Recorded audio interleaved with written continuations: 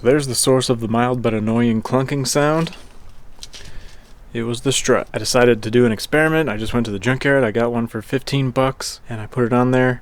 By the way, for the Ford Fusion, you can use the same strut from 07 to 2012. The pre-2010 struts will have some kind of metal tab welded on here.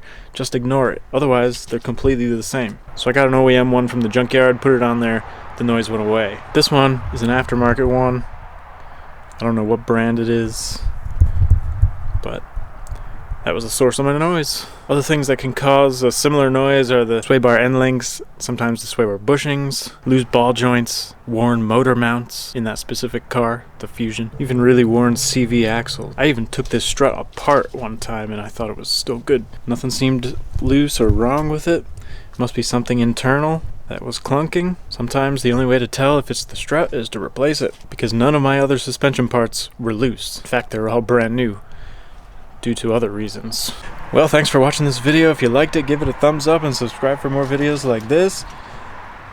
And what else? I don't know, I think that's it. See you next time.